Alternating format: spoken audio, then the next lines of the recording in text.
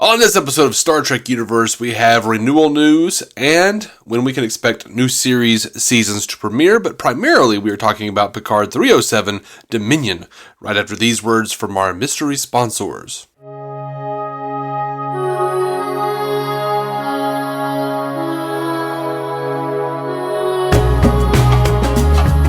Welcome to Star Trek Universe, the podcast where you can listen on two lifelong friends do what they always do, chat about Star Trek. My name's Matthew Carroll. And I'm David C. Robertson. What is up, buddy? Oh, nothing much. I am super sleepy. Yeah, man. It's a 2 a.m. watch times, you know? Mm-hmm. You're killing me. Killing me. But if we hadn't done it now, we couldn't have done it for till Sunday or something. So I'm glad you fought through the pain. The pain, and you are the master of pain, and whatever else Vadic said. Oh, I know pain. I know the river. I know the sea. I don't know. That was rough. But let me hit these announcements real quick. We did find out they announced Strange New Worlds will return. Season 2 will debut on Thursday, June 15th.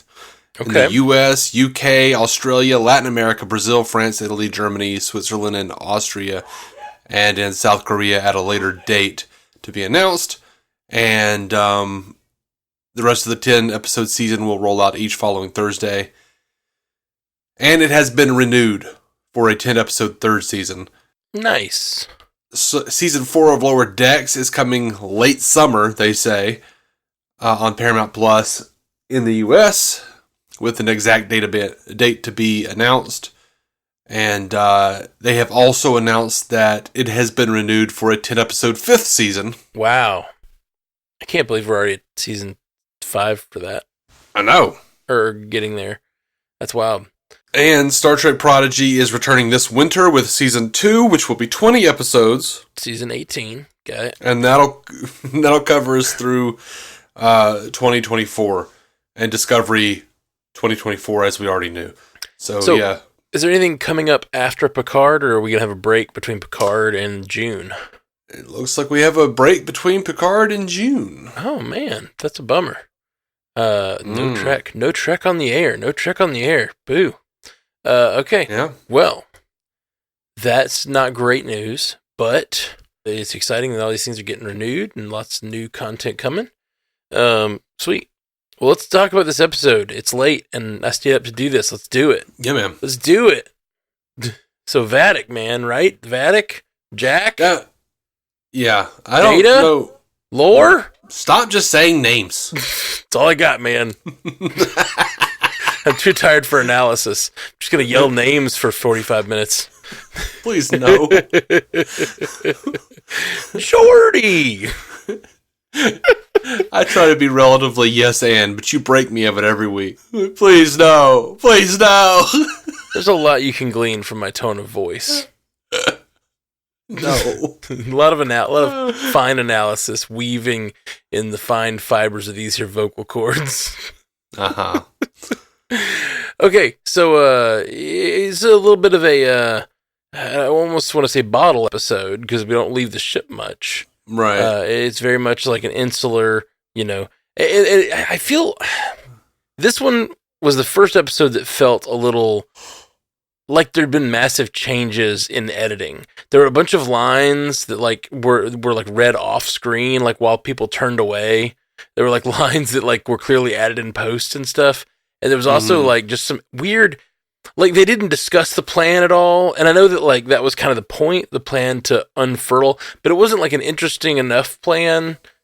It was just also there was another ship there. I don't know. It was a whole thing. They say Picard tells Crusher or Jack that, hey, maybe we have the upper hand after all. Basically, we're going to lay a trap, is what he's saying. Yeah, and they do, but they explain nothing about that trap. It's suddenly the ships are derelict, and there's another ship there, but they never... Do we have any explanation of what that other ship is? I don't remember one. No, they just jumped to it, and I was like, they didn't have any other ships they could trust. The one ship we saw, which was great to see, we saw fake Tuvok. I was sad that he was fake Tuvok. I was sad too, but it was still really good to see, that actor. Tim Russ. Yeah. Yeah. It was great. And, like, it kind of sets some stakes to this whole thing because, I mean, if nothing else, we know Tuvok is captured and being tortured, probably, by the changelings. And apparently a lot of other Starfleet officers are being kept alive so they can be mined for information. Like, that's pretty wild. Mm-hmm. Yeah. Vadic and the other changelings' backstories are pretty rough, honestly. Yeah. Did you catch the little... Well, I'm going to call it an Easter egg. I don't know. I feel like they're trolling you specifically. Oh, really? Yeah. Because how do you figure? we've been talking about, like, what's going on here? Is it something with 8472? Like, we've been talking a lot about 8472, and they were like, they were injected with thelonium 847. Oh. And I was like, that's a three of the four digits. I was like, three of the four digits in the right order. It felt like it didn't feel like it was a reference to it because it's an element or whatever. Like, I don't think it has anything to do with 8472, but it felt like it had to be like a little, like, I don't know. I felt like they were trolling you, and that's impossible because this show was made before you had that theory. But, like, I mean, they might be, but I will point out Jack is telepathic. Oh yeah. Jack is very telepathic, and I will point out, to talk about my theory last week, they talked about how the Urimatic syndrome was something else is in their brain, and that was a misdiagnosis, which it's always been a possible thing that it could develop into or whatever. But sounds like the Urimatic syndrome is something what they're looking for. If like, that's what it seems like pretty solidly to me. Maybe that's just because it was my theory last week and it seems to be laying out that way. But yep, sounds like we cracked it, man. Me and you did it together. We're gonna change the name of the show to just Two Gumshoes. Starship Gumshoe. That's us. I like it. Just as long as we don't change the G to a C, we're gonna be okay. Oh man, was that? Never mind. It's too deep, and I don't know if, like, there's some there's some like 90s TV show. Please, this one's, if you're listening with your kids, you may want to turn the channel. Some 90s TV show or something where, like, turn the channel, you old bastard. There's, like, someone is busted masturbating, and and, like, one of the kids, like, in the family or something, is reading, like, apparently he's masturbating into a shoe, if I remember correctly. Yeah. But it's like someone of the cloth, I believe, like a priest. Oh, what? Yeah, it's weird. Okay. It's weird. I don't know. The story is weird. But then he says, someone quotes that line. The priest is masturbating into the shoe? Apparently. Okay. And so someone quotes that Bible verse, like, don't let your seeds spill on the ground or something like that. Uh-huh. And one of the children in the family, I don't know what show this was, but for some reason I always remembered this line. The kid says, I figured that's why he was using the shoe. And, like, I don't know what that's from at all, but, like, that stuck with me for, like, since I was a kid. I don't even know. Anyway, so when you made the reference to cum shoe a moment ago, that's where my mind went. I just was thinking, you don't want to step. You're gonna wear shoes, so you don't want to step in it, right? You don't want to get in between your toes. Ew. I mean, when do you really wash between your toes? Every day. Really? Yes. Really? Yes. All right. So, back to Vadic. Don't project your shit onto me, man. So, what do you think? What did you think of this episode? I thought it was kind of boring, honestly. Like, it was good. It was good. Like, it was just one of those, like, necessary episodes that I didn't really want to have. Yeah. Where it was, like, just, like, we've got to move the story along, and kind of get behind the scenes a little bit. Also, though, I was bored a little bit, but I wanted more. I was like bummed out when it was over. This episode revealed a few interesting things. The fact that Jack not only can hear thoughts, which is new information, but he can also control people's minds when he needs to. Can he? Huh? Can he? Was that? I just thought he was talking to people. I don't know, man. The way, because he wasn't just like saying roll, he was like moving with her the way he wanted her to move. Yeah, sure, he's communicating with her, but like, I got the sense that he was controlling her. He was puppeting her, which is why I didn't quite get that. No. Well, I definitely think it was, because when she says, "Was that you in my head?"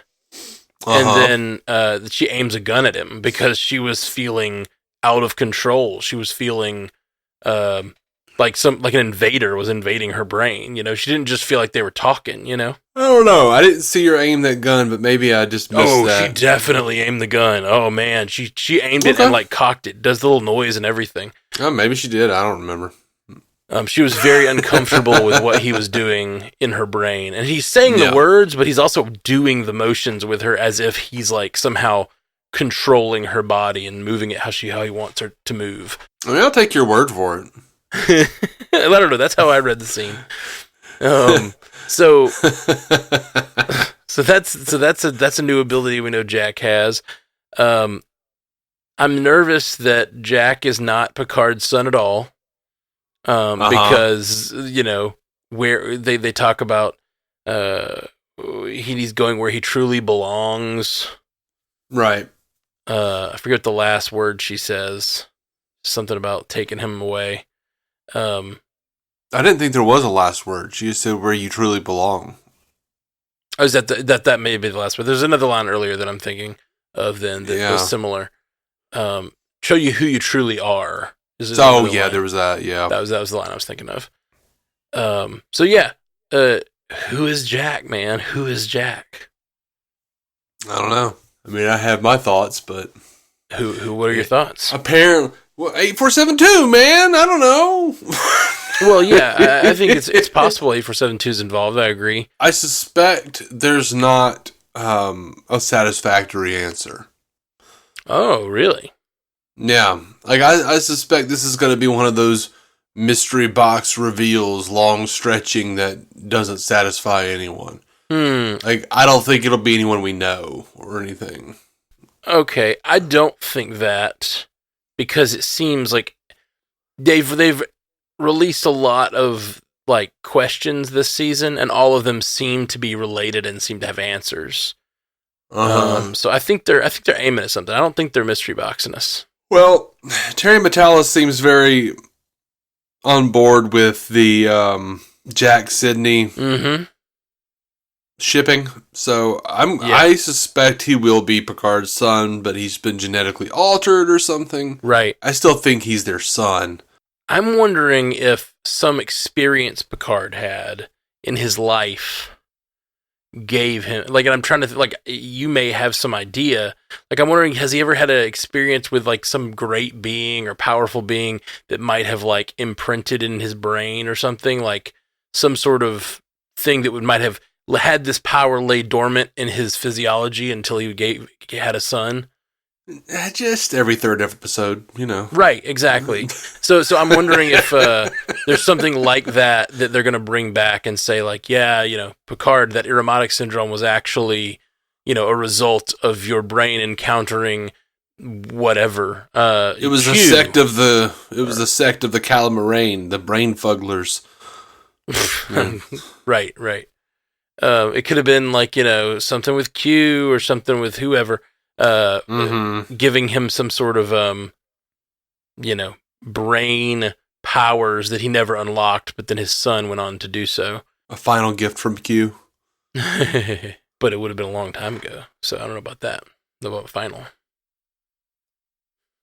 All right, Dave. You are tired. You're not even talking. You're just doing a lizard tongue at me on Zoom.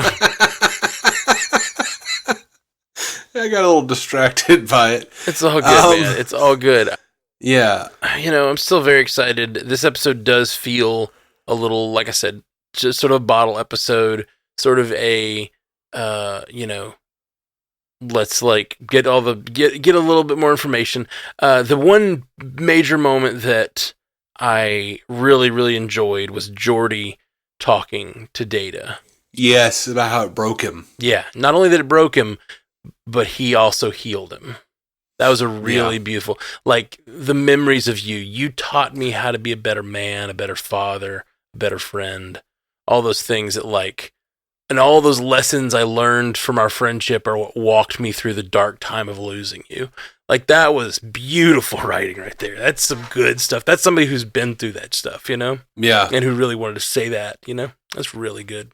I think that scene really fixed any issues I had with not having Geordi there in season 1 when Data died. Yeah, for sure. And we got a little mention of, sad Data in this episode from Picard.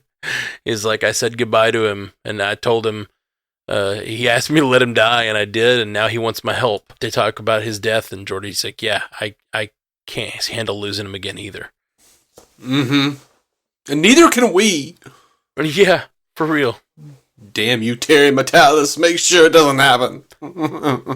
I'm really curious how they're going to handle lore, and whether this will be an ongoing thing, or whether we're going to get just, Data beat him. You know what I mean? Like, yeah.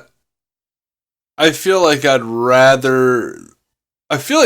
up the whole, like, Lal and Soong's personalities are inside of him as just like a memory. They didn't even mention Lal. They said B4 and Soong's memories are just engrams. Yeah. They didn't even mention Lal. So it's like, but in the defense of that, as far as I know, Lal was only memory engrams inside of Data to begin with. Yeah. So she had already been integrated into Data. So yeah, I don't know. It was just weird that they mentioned Lal last episode and they completely ignored that this episode. Maybe they just, like, kept it because they knew Star Trek fans were going to be like, wait, but Lal's personality was also, Yeah. From that episode, The Offspring. Okay, shut up. We know. Yeah, whatever. Like, I think it's like, I thought it was going to be like, because he was actually, like, shifting into Soong and B4 in the previous episode, and now it's like, okay, well, they're just memories now. So, yeah, that's weird. That's weird. I didn't remember Soong, but there was definitely a distinct B4 in there. Yeah, no, there was a distinct B4, and then there was a point where he goes, I'm Soong. And then weird. that was gone. Yeah, it was weird, but that's weird. I guess we'll see. But I could see it actually being interesting to have, like, sort of the devil on your shoulder. Yeah, constantly. Yeah, and like learning to integrate that as a human would, like your dark side with your light. Right, absolutely. And not only that, but seeing the dark side, and like if Lore stays a distinct personality, seeing Lore find reason to like I want the Spike treatment for Lore, right? Like from Buffy. I want the like, he's a bad guy. He never really stops being himself, but he for whatever reason he needs to work with them, because it's like, let's say that they get a season where they're out there and just like the only way that the body survives is if he helps Data, and then eventually he likes being part of a family, likes being part of a team, likes being trusted, and then you start seeing that transformation. Yeah, we get to see him push Dr. Crusher in the water on the holodeck because he knows it won't be funny to her. Indeed. And that's the extent of his mischievousness. Yeah. Oh, you rascal! Wascally Wabbit. You wascally Lore. But yeah, this episode, the biggest stuff is probably the Geordi stuff and the Vadic stuff, which the Vadic backstory was good and interesting, and it's more like throw it on the pile of the sins of Starfleet. Not only did the disease that caused the founders trouble, but they did this experimentation on them as well. Well, now that you've seen that scene I was talking about where the face talks to Vadic, Do you still think that he's just talking about her kind as being genetically altered, or do you think that creature's not a changeling? I don't know, but this episode we did learn that her kind is an offshoot of the changelings, like I was talking about. So it could be a changeling. So she basically found out that these, like, she can turn other changelings into, like, kamikaze changelings. That's what she can do. That's her power. She's the first, and they said that she can commune with others, but in doing so, it hastens their death, but they gain the ability to fight, fight their enemy Starfleet. And they're in terrible pain constantly. Yeah, like that's a dark bargain right there. And you really have to have some massive hatred of Starfleet to do that. And apparently there's enough of them that have. And so I don't know. I find that pretty fascinating. But I could absolutely see there's other changelings who haven't taken that bargain, and they think of these guys as different, different types. And now it makes sense why a couple episodes ago, he said, you're the only one that's important, because she's the one that can recreate this effect in others. Yeah. So, yeah. I don't know. It could be someone else, but it seems to line up with it just being a changeling to me. But it could be someone else. Could be 8472. Could be any enemy of Starfleet at this point. It's totally in Sar and his Estes interacting with the goo from the Nexus. That's right. He met a changeling in the Nexus. He communed with it. There's a lot of time there. You got to commune with what you can. They say goo is the fire in which we burn. Yep. All right. Well, I don't have a ton to say at this late hour tonight. Me and you both had early days today and stayed up to do this. But we're going to be doing a feedback episode again this week, and so we'll have plenty of time to get our thoughts together and do more on this episode. So send in your feedback. StarTrekUcast@gmail.com. We'll collate that up and bring it to you guys and respond to it on the show here this week. You got anything else, Dave? No, man. I don't have anything else for now. I was bummed out that we didn't see Riker or Troy. Yeah. I was bummed out we didn't see Worf or Rafi. I want to see people together. Yeah. It's for this small amount of time that we have. Who was it that wrote in last week and said, "Don't split the party"? Damn it, Riker. Yep. So I kind of feel like. Oh, by the way, I didn't mention this, and we haven't mentioned it on the show, and I was really excited. I saw someone mention this on Twitter, and I had to go back and confirm. I looked at a scene from All Good Things, the last TNG episode, when Geordi shows up at the vineyard. There is a scene where Picard says, "How are the little ones?" Brett, Alondra, and Geordi goes, "Sydney." So Alondra and Sydney were totally his kids in All Good Things. That's great. That's wonderful. I love that. Yep. Other things have changed. Other things have changed? Worf and Riker don't hate each other as much. Well, I mean, Riker doesn't hate Worf. We'll see about how much Worf hates Deanna didn't die, so... Yeah, that's true. Unless that's what this is. Just kidding, this is way past that. Yeah. Yeah. All right. Well, we'll be back later this week. Hit us up with that sweet feedbacks. Oh, by the way, I got a brand new podcast. If you're listening to this and you want to follow along, we got a brand new podcast here at Stranded Panda called Multiverse News, and we're gonna be doing that's who's been following me. Yeah. Oh, yeah. You've been seeing that pop up on all the socials. I was like, who the hell's this spammer? Yeah, we got a new show called Multiverse News where we're doing like a news roundup every week of like all geeky news, not just one universe. So come join us over there. Follow it on Spotify, Apple, Google, all the places. Multiverse News. And we'll be back soon. Joel on True. Live long and prosper. Thank you for listening to the Star Trek Universe Podcast, a Stranded Panda production.